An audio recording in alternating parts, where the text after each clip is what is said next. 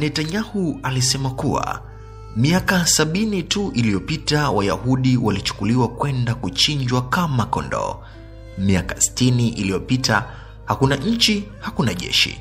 Nchi 7 za Kiarabu zilitangaza vita dhidi ya dola hiyo ndogo ya Kiyahudi saa chache tu baada ya kuundwa kwake. Anasema tulikuwa Wayahudi 650,000 dhidi ya mamilioni mengi katika ulimwengu wa Kiarabu. Hakukuwa na IDF yenye nguvu, yaani vikosi vya ulinzi vya Israel. Hakuna jeshi la anga lenye nguvu la kutuokoa, bali ni watu wa Kiyahudi wajasiri wasio na mahali pengine pa kwenda. Lebanon, Syria, Iraq, Jordan, Egypt, Libya, Saudi Arabia zote zilishambuliwa kwa wakati mmoja. Nchi ambayo Umoja wa Mataifa ulitupa ilikuwa ni jangwa la 65%. Miaka 35 iliyopita tulipigana na majeshi matatu yenye nguvu zaidi katika Mashariki ya Kati na kuyafagilia kwa siku 6. Tulipigana dhidi ya miungano mbalimbali ya nchi za Kiarabu ambayo ilikuwa ni majeshi ya kisasa na silaha nyingi za Soviet, na sisi daima tumewapiga. Leo tunayo jimbo, yani nchi, jeshi la anga lenye nguvu, uchumi wa hali ya juu na mauzo ya nje yenye thamani ya mabilioni ya dola. Intel, Microsoft, IBM na kampuni nyingi za teknolojia ya juu hutengeneza bidhaa za kisasa nchini Israel.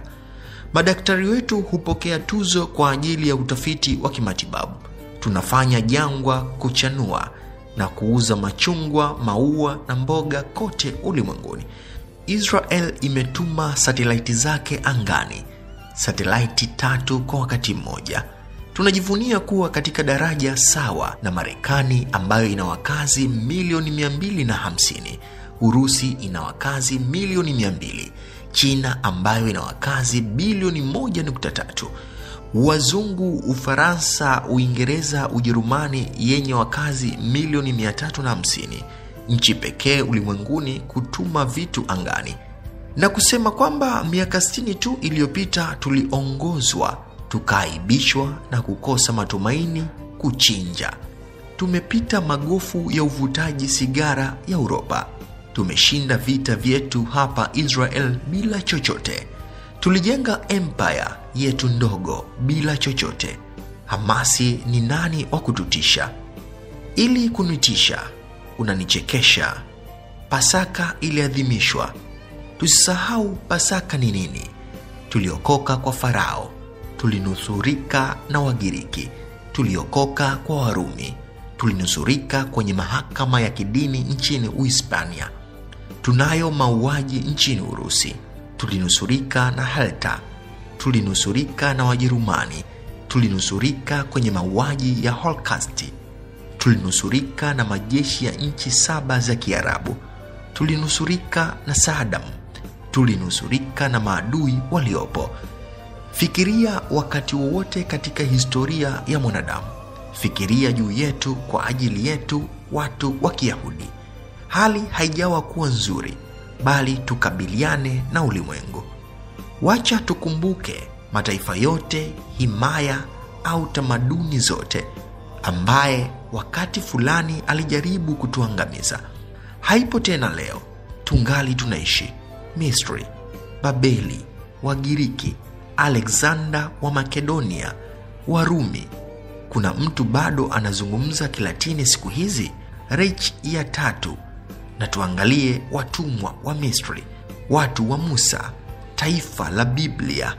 Bado tupo hapa, na Kiebrania bado ni lugha rasmi ya jimbo la Israel leo. Tangu wakati wa Biblia na sasa, Waarabu bado hawajajua, lakini watajifunza kuwa kuna Mungu. Mradi tu tunahifadhi utambulisho wetu, tuko milele. Basi tuseme kuwa kutokuwa na wasiwasi, sio kulia, kutoogopa. Mambo ni sawa hapa. Bila shaka wangeweza kuwa bora. Hata hivyo, usiamini vyombo vya habari. Hawakuambii ambacho mengi mazuri kuhusu Israel.